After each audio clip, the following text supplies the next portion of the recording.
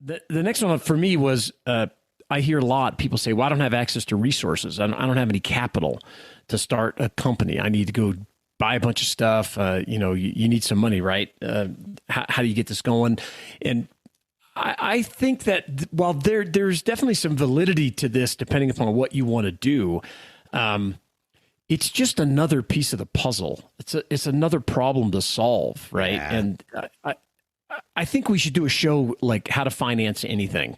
Ooh. And how to get, right? I like that idea. Yeah. Yeah, because we've kind of talked about it over the years. I was searching our archives. Yeah. 7 years worth of business information, and it's kind of spread out. And so I think we should do a show that focuses just on, hey, here's some traditional ways and here's some alternative ways, because we've used both, and ways to get access to capital. But you can definitely do it.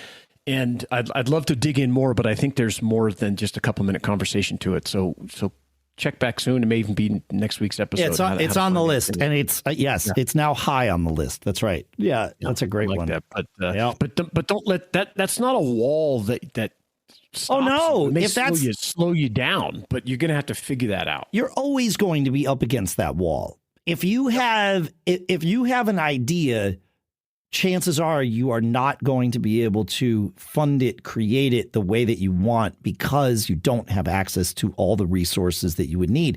That's the entrepreneur's scenario, right? I don't want to call it a curse or a dilemma or even it's just how it is. And so you figure it out. Yeah, for sure. Yeah. Speaking of ideas, one of the things I really like the saying, I think about it all the time. One that you remind us of often, Dave, is, if you want your idea to be worth $100, go write it on a $100 bill, something like that. I'm paraphrasing, right? Yeah, right. But the concept, thinking you don't have a great idea, so you can't start a business. It's not the idea that makes the business succeed.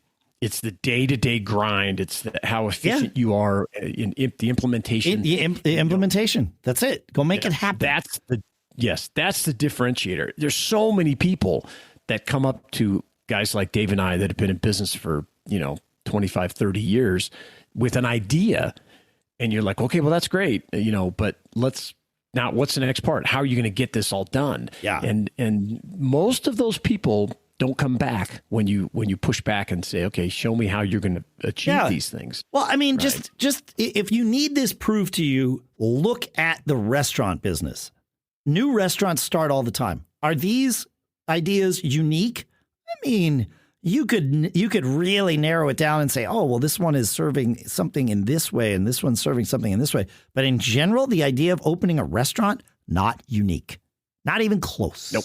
But some of them succeed wildly. Some of them fail miserably. Why? Well, there's a lot of factors, but most of them come down to how was it done? Not what were they trying to do? How was it done? That's where your answers always lie. So, yeah, you don't need $1 billion idea. You need an idea. Sure. Yeah. You got to know what you're going to do. But yeah, if you look in your area and you think that the carpet cleaning business or service is a joke, and there's an opportunity to get a bunch of big commercial accounts if you did something a little differently, that's an idea enough. The action of getting things done are far more important than the ideas. I agree. Yeah.